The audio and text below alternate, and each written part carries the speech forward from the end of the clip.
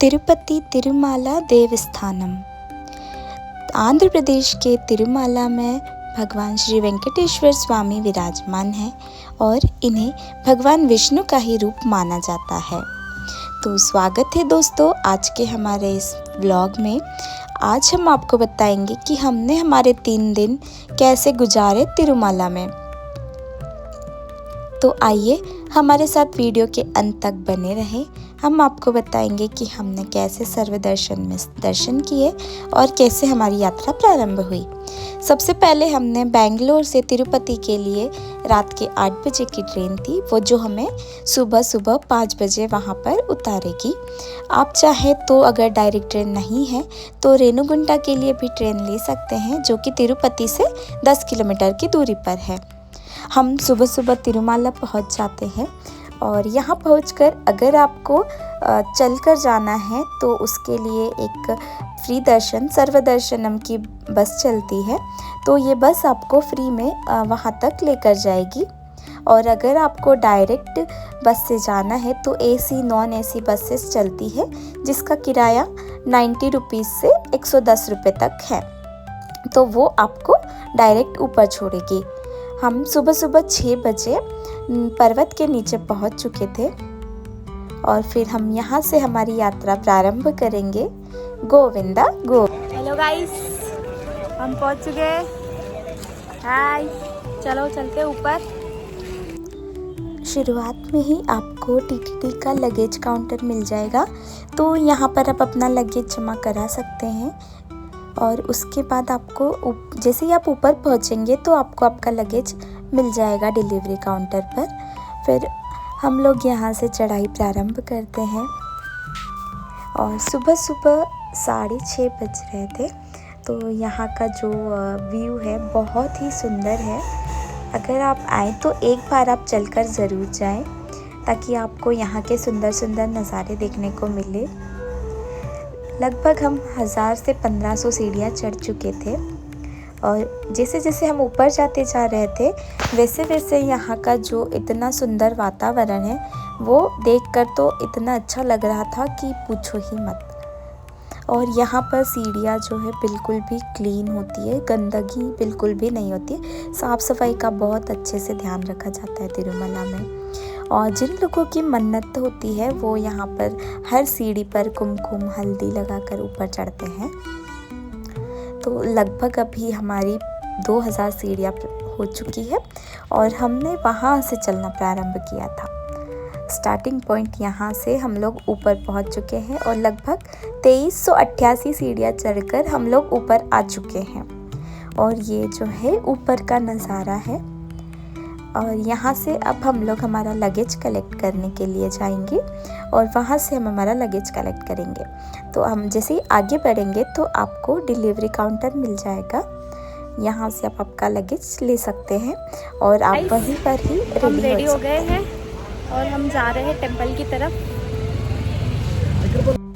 अगर आपके पास SSD token है तो 5 से 6 घंटे में आपके दर्शन हो जाएंगे। हम सर्वदर्शनम के लिए जाने वाले थे, तो यहाँ पर जो बस चलती है वो बस हमें लेकर जाएगी जहाँ से लाइन स्टार्ट है सर्वदर्शनम की। गोविंदा गोविंदा गोविंदा गोविंदा गोविंदा। सर्वदर्शनम की लाइन में आपको जगह जगह अन्न प्रसादम सेंटर मिलेंगे और पानी की भी व्यवस्था है, तो आपको खाने और पीने की चिंता की कोई ज़रूरत नहीं है। आप अपने साथ कुछ भी ना लेकर जाएं एक्स्ट्रा में। और जो लगेज है वो भी आप बहुत कम ही लेकर जाएं अगर आप सर्वदर्शनम की लाइन में लगे हैं तो।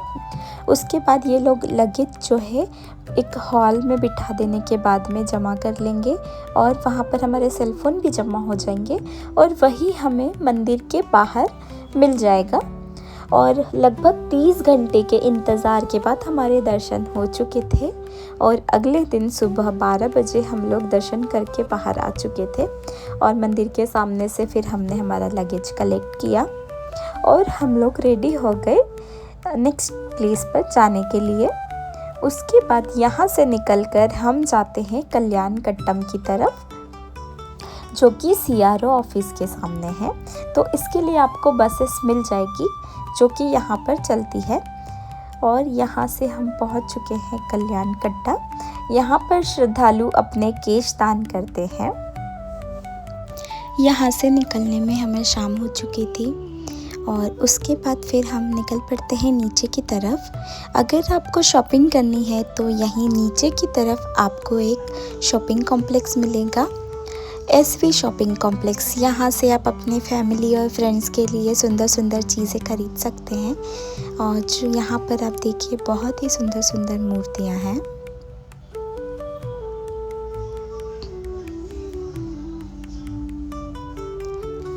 शाम हो चुकी थी और जैसा कि आपको पता है हमारे पास बुकिंग्स नहीं थी, तो यहाँ पर हमें कोई भी होटल वगैरह नहीं मिल रहा था रुकने के लिए। तो यहाँ पर CRO ऑफिस के पास में ही हॉल और लॉकर बने हुए हैं, तो वो आपका आधार कार्ड देखकर ही आपको लॉकर प्रोवाइड करेंगे और हॉल में आपको जगह देंगे, तो आप वहाँ पर अपना आराम कर सकते हैं रात को। और हम लोग लॉकर लेने के बाद, लॉकर में सामान रखने के बाद में निकल चलते हैं वापस से मंदिर प्रांगण की तरफ। यहाँ पर आप देख रहे हैं एक यात्रा निकल रही है भगवान जी की, और जो ये भीड़ दिखाई दे रही है ना आपको पीछे, ये है वराह स्वामी टेम्पल मंदिर जाने का रास्ता। तो यहाँ पर दोस्तों बहुत ज़्यादा ही रश था, तो हम यहाँ पर दर्शन नहीं कर पाए इस बार। नेक्स्ट टाइम हम ज़रूर करेंगे। और उसी के सामने जो है अन्न प्रसादम कॉम्प्लेक्स है, तो आपको यहाँ पर बहुत ही अच्छे से भोजन मिल जाएगा। आपको एक न एक बार तो यहाँ पर प्रसाद लेना ही चाहिए। तो यहाँ की व्यवस्था बहुत ही अच्छी है। और यहाँ पर केले के पत्तों में खाना खिलाया जाता है दोस्तों। बहुत ही स्वादिष्ट भोजन था यहाँ का। अगले दिन सुबह सुबह 6 बजे से हम लोग निकल चलते हैं यहाँ पर 6 पवित्र स्थानों के दर्शन के लिए। तो दोस्तों इसके लिए आप जीप भी ले सकते हैं, जो कि आपको 200 रुपये में 6 स्थानों के दर्शन कराएगी। हमें सुबह सुबह जीप नहीं मिली थी, जिस वजह से हमें बस से जाना पड़ा, और बस का फेयर था अराउंड 75 रुपीज़ पर पर्सन। तो ये आपको ले जाकर सबसे पहले हमें छोड़ा पाप विनाशनम में। यहाँ पर दर्शन करने के बाद में फिर हम अगले स्थान पर जाएंगे। माना जाता है कि ये पानी जो है भगवान विष्णु जी के चरण कमलों से होते हुए आता है, और यहाँ स्नान करने से आपके सारे पाप धुल जाते हैं। और यहीं पर ही गंगा देवी माता का मंदिर भी है। और मंदिर में दर्शन करने के बाद में प्रसाद लेकर हम लोग निकल चलते हैं दूसरे स्थान पर, जो कि था आकाशगंगा।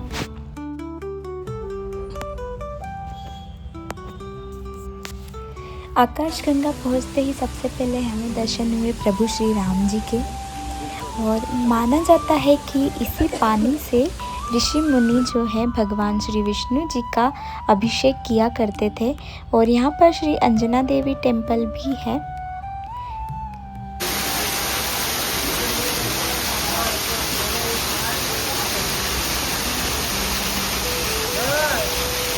उसके बाद हम पहुँच चुके थे जापाली। यहाँ पर श्री हनुमान जी का मंदिर है। और रास्ते में हमें दिखी यहाँ पर गिलहरियाँ, बहुत ही सुंदर सुंदर गिलहरियाँ थी यहाँ पर। देखिए दोस्तों कितनी प्यारी लग रही है।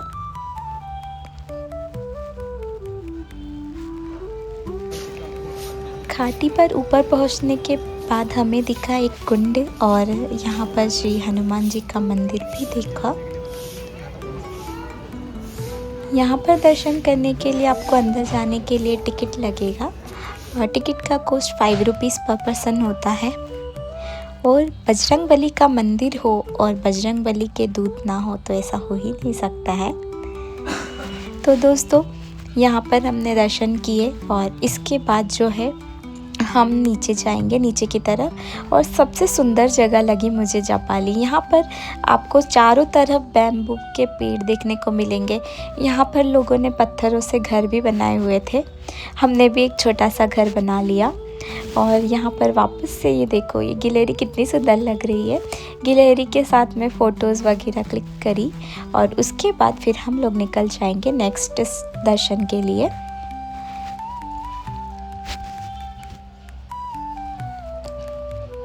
वेणुगोपाल स्वामी टेम्पल। यहाँ पर दर्शन करने के लिए भी दोस्तों आपको टिकट लगेगा। 5 रुपीज़ पर पर्सन का टिकट है। और वेणुगोपाल स्वामी मंदिर के जस्ट सामने ही श्री संकट मोचन हनुमान जी का मंदिर है, तो वहाँ पर भी दर्शन ज़रूर करें। उसके बाद हम लोग निकल चुके थे नीचे की तरफ। तिरुमला पर्वत से नीचे की तरफ आप जाएंगे तो आपको बहुत ही सुंदर सुंदर नज़ारा देखने को मिलेगा। शायद ही कैमरे में कैप्चर हो पा रहा हो, बट ये देखिए दोस्तों कितना सुंदर तिरुमला सिटी दिख रहा है। उसके बाद हम पहुंच चुके हैं रेणुगुंटा जंक्शन और यहीं से हमारी यात्रा समाप्त होती है। हमारी ट्रेन कुछ ही पल में आ जाएगी और वो हमें ले जाकर बैंगलोर छोड़ देगी।